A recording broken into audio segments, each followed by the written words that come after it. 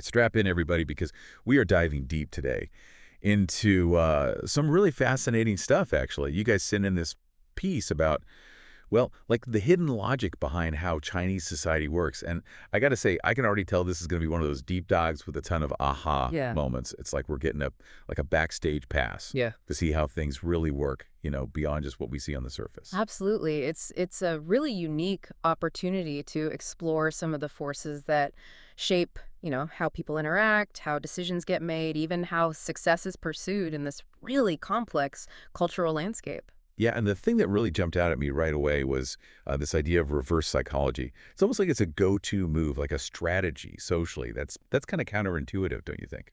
It is, especially from like a Western perspective. But when you think about a culture where, harmony is so important and saving face is paramount, you can start to see how avoiding direct confrontation, by sort of expressing the opposite of what you might actually want, becomes the subtle way of achieving your goals. Okay, I'm going to need an example, Yeah. like a real-world example to wrap my head around that. How would this reverse psychology thing, how would it actually play out in everyday life? Okay, so let's say you're at a friend's house and you really like this tea set they have. You think it's beautiful. Now, if you just come right out and say you love it, that could be seen as, kind of presumptuous or even greedy. Yeah. So instead you might downplay it. You might even say something like, "Oh, that's beautiful, but it wouldn't really go with my decor." And that kind of subtle approach, it could actually encourage your friend to offer it to you. They might sense that you don't actually want it. Oh, wow. So it's like this delicate dance of intentions, right?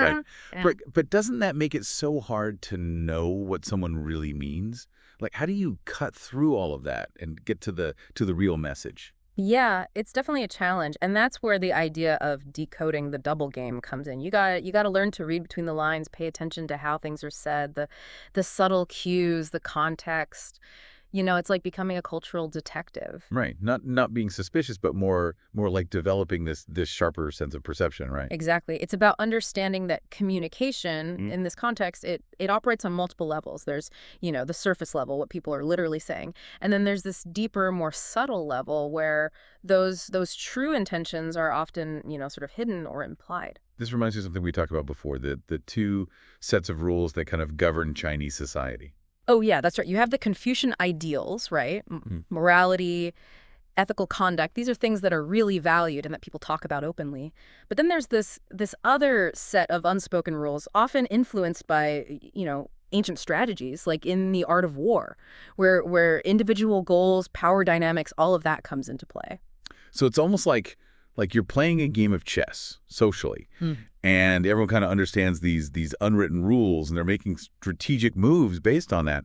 How can someone who isn't familiar with all of this, who doesn't know how this double game works, how can they even begin to understand it, let alone like actually win? Yeah, it's a lot to take in. There's a concept that kind of sums this up perfectly. It's "ai-jump," which if you translate it directly, it means reversing the reverse yields the positive. It's kind of like a double negative in language. Okay, I think I'm starting to get it. So by recognizing that the people's intentions are often hidden or disguised, Yeah. by understanding that dynamic, you can actually start to see through it, to decipher the real meaning. Precisely. It's not about being cynical or assuming everyone's out to get you. It's about sharpening your perception, developing that ability to read between the lines and understand the motivations behind what people are doing. That's really key to, navigating this complex social landscape and achieving positive outcomes. This actually ties into another thing that really stood out to me, which is the importance of observation, of not just taking things at face value, but having a healthy dose of skepticism, being willing to think critically about things. Absolutely. And recognizing that appearances, they can be very deceiving. In fact, false appearances, they're actually really prevalent in modern Chinese society. Oh, interesting. Can you give me some examples? Like, how does this false appearances thing play out in real life? Well, think about things like companies that fake financial records or academic fraud, people cheating to get ahead. Even those long lines you sometimes see outside of, trendy restaurants or stores, sometimes those are actually staged to create this illusion of high demand. Wow. So it's almost like everyone is putting on a performance in a way, Yeah. carefully crafting the image that they want to project. Yeah, I think that's a really good way to put it. It makes me think of this quote from the Diamond Sutra that says, all appearances are illusory. And the ability to see through those illusions, to see reality for what it is, to discern the truth behind these carefully constructed facades, that's considered a really powerful form of awareness. So it's almost like achieving this heightened state of awareness, right? This see-through vision. Yes, exactly. And in a world where we're constantly bombarded with information, so much of it carefully curated and designed to present a certain image, that skill, the ability to discern the truth behind appearances, becomes even more crucial. So how do we cultivate that? How do we learn to see through all of the smoke and mirrors? Well, it starts with awareness, like we were saying before. Once you understand that these dynamics exist, that things aren't always what they seem, you can start to question your assumptions. Look for inconsistencies. Yeah. Dig a little deeper, for meaning that goes beyond the surface level. So it's like we're being challenged to become better observers, more more discerning in how we interpret the world around us. Absolutely. And that actually leads to a really, really interesting concept from the material you shared, the idea of the 1%. It draws this distinction between, well, like the 99% of people who are driven by basic desires, they react to things at a surface level. And then there's this 1% Who who. seem to be operating on a whole other level. Tell me more about this 1%. Who are they and what makes them so different? Well, this is where things get really interesting. The 1%, they're the ones who they've kind of mastered their own nature, which allows them to really influence and shape the world around them. They get that most people's actions, they're driven by these predictable desires and weaknesses, and they use that knowledge. So it's almost like they're playing 4D chess or something, where Yeah. they're anticipating the moves, shaping the outcomes, because they have this deeper understanding of human behavior. Yeah, that's a great way to think about it, but it's not about manipulation necessarily Mm-hmm. or exploitation. It's more about self-awareness, I think. Right. Discipline, recognizing those weaknesses that drive most people and choosing to act from a place of greater understanding. This makes me think of that concept we touched on earlier, the going against human nature thing. Is that is that what this 1% is doing? Like, are they somehow transcending those ingrained patterns of behavior that most of us are kind of bound by? Yeah, in a way they are. It's not about denying your human nature, but understanding it, mastering it, making conscious choices rather than just reacting to your impulses. Okay, that sounds incredibly difficult, but also like incredibly empowering. Like they're upgrading their internal operating system or something, becoming less reactive and more intentional. Exactly. And this mastery, it's not just about like gaining power over other people. It can be this really powerful tool for self-improvement too. The more you understand the subconscious forces that drive your own behavior, the more you can start to make choices that are actually aligned with your goals and your values. Okay, but how? Like that sounds like a huge undertaking. Where do you even begin? Well, I think it starts with self-reflection, paying attention to your own, reactions, your Yeah. your habits, like what triggers you, what motivates you, what are those underlying fears or desires that are kind of shaping your choices. It's like becoming a scientist of your own mind. Yeah, exactly. The more aware you become of those internal dynamics, the more you can start to make different choices, break free from those patterns that aren't serving you. This is connecting so many dots for me. We've gone from like decoding social cues and hidden rules to mastering your own mind and behavior. It's like we're not just understanding Chinese social dynamics, but getting a glimpse into like how human nature works, period. I totally agree. And that actually leads to a really practical question, which is, how do we influence other people effectively, but ethically, I was just thinking about that. I mean, let's be honest, we all want to be able to persuade people to have influence, whether it's in our personal lives, our careers, or just, getting someone to see our point of view. Of course. And the piece you shared, it actually gives some really insightful advice on this. It kind of boils down to what we might call the golden rule of influence, which is it's about understanding how to use praise effectively, really understanding what motivates people and strategic favors as ways to win people over. So it's not about like manipulation or tricks. It's about genuine connection and understanding.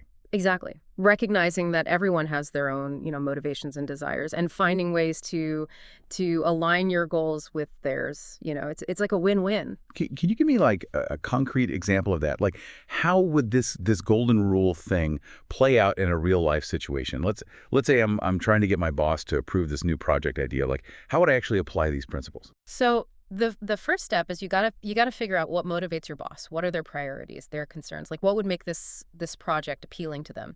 And then you can tailor your proposal, frame it in a way that addresses their needs, highlight how it benefits them and the organization as a whole. So it's about being strategic, yeah, but also like empathetic, really understanding the other person's perspective. Yes, exactly. And don't underestimate the power of genuine praise and appreciation. Everyone wants to feel valued and respected. You're making me rethink how I approach all sorts of interactions. Yeah. It's not about being fake. It's about being more mindful, more strategic about how you communicate. That's it. And this idea of understanding human nature in an ethical way, it actually ties into another fascinating concept from the material you share, this idea of a true self. Oh yeah, the true self. Mm. That really intrigued me. So what is it? And why is it so important? Well, this is where we kind of move from the practical to the philosophical. The idea here is that we all have this true self Mm. that exists, beyond all the social conditioning, the learned behaviors, the roles we play. This true self it's like the source of our innate talents, our deepest passions, our ultimate purpose in life. It's like the essence of who you are, before the world starts telling you who you're supposed to be. Exactly. And this actually connects back to the whole concept of the subconscious mind, which we were talking about earlier. The subconscious is this vast reservoir of thoughts and feelings and experiences that operate below the level of our conscious awareness. Yeah. But it really profoundly impacts our behaviors and choices. Okay, so our true self, it's like buried treasure, right? Okay. Hidden deep within us. But if it's hidden in the subconscious, like how do we even know it exists? That's the challenge. And to explain this, the material you shared, it uses this really fascinating analogy. Think about the concept of dark matter in the universe.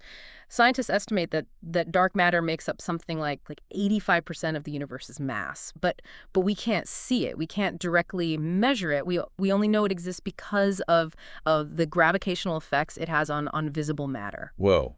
That's kind of mind-blowing. So you're saying that our subconscious and this true self that's in there, it's like the dark matter of our being. We can't see it directly, but it's there. It's shaping our thoughts and feelings and actions. Exactly. And just like those unseen forces are governing the cosmos, our subconscious, and specifically our true self plays this crucial role in shaping our destiny. Wait, are you saying that our fate is like predetermined?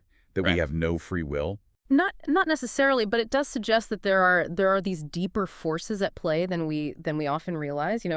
Our conscious mind, it might be making the decisions, but those decisions are often influenced by these subconscious patterns and beliefs that we've either inherited or developed over time. Wow, this is making me rethink everything. So if we can become aware of these hidden forces, does that mean we can like actually change our destiny? Well, that's the million-dollar question, isn't it? And the material you shared, it seems to suggest that the answer is yes, at least to some extent. It's like we have a choice, We can either just let ourselves be swept along by those subconscious currents, or we can become aware of them and start to steer our own ship. Okay, I love that analogy, but Yeah. but how do we actually do that? Like, how do we tap into this true self and start rewriting our own story? It goes back to what we were talking about before, self-awareness. Really paying attention to your thoughts, your feelings, and then those recurring patterns in your behavior. Asking yourself the tough questions, like why am I reacting this way? What am I afraid of? What do I really want deep down? It sounds like a lot of introspection, a lot of inner work. It is, but it's also incredibly empowering. Because as you become more aware of the subconscious patterns, you can start to challenge them, reframe them, and and ultimately, choose thoughts and actions that are more aligned with your true self. So it's not about like denying those parts of yourself or trying to suppress them. It's more about like understanding them and learning to work with them. Exactly. It's about integration, bringing those hidden parts of yourself into the light so you can make more conscious choices. And there are definitely practices that can help with that, with that journey of self-discovery. Oh, like what? Give me some examples. Well, meditation is a really powerful tool for calming the mind and just becoming more aware of your thoughts and feelings without judgment. Journaling can be really helpful too, to process your emotions and start to see those patterns in your thinking. And even simple things like spending time in nature or doing something creative, having, deep, meaningful conversations with people you trust. All of those things can help you connect with your inner self. It's about creating space for yourself, right? Yeah. To reflect, to explore, like stepping outside of the busyness of everyday life and just tuning into what's going on inside. Yes, exactly. And what's so cool is that this whole true self thing, it's not just some abstract philosophical idea. It Hmm. it has real practical implications for how we live our lives, how we interact with other people, even how we approach our work. Oh, interesting. So how does that play out in the real world? Yep. Give me an example. Okay, so imagine two people, they work in the same field. One of them, they're driven by, external validation. They're always seeking approval, recognition, all of that. The other person, they're driven by this deep inner passion. They find joy in the process itself. The work is fulfilling for them, regardless of the external rewards. Yeah, I can see how that would make a huge difference, Mm. in their experience of work, their creativity, even their overall success. Exactly. The person who's connected to their true self, to their innate talents and passions, they're much more likely to find work that feels meaningful. And they approach it with this energy and enthusiasm that someone who's just motivated by, external factors just can't replicate. This is making me think about like my own career path, and what really motivates me. It's a whole new way of looking at success and fulfillment. And this idea of living in alignment with your true self, it has these ripple effects, that go way beyond just our individual lives when we're living authentically, when we're pursuing our passions and using our talents to make a positive impact. It inspires other people to do the same. It's like this chain reaction of authenticity. Exactly. And that's what makes exploring these Chinese social dynamics so fascinating. It's not just about understanding a different culture. It's about understanding ourselves, our own potential, and the deeper forces that shape our lives. This has been an amazing deep dive. Yep. Seriously, we've gone from reverse psychology and hidden rules to self-mastery and the subconscious mind. It's like we've been given this whole new toolkit for navigating, all the complexities of human interaction Yeah. and for unlocking our own potential. It's been such a pleasure exploring all of this with you. And I think the biggest takeaway for me is that, it's not about finding the one right answer or the Yeah. perfect formula for success. It's about that journey of self-discovery, of constantly questioning, exploring, and striving to live in a way that feels more true to who we really are. Yeah, so well said. This deep dive has really challenged us to look deeper, to question those assumptions we all have, and ultimately to embark on that journey of discovering our own true selves. Who knew that decoding social dynamics could be so transformative? Stay curious out there, everyone.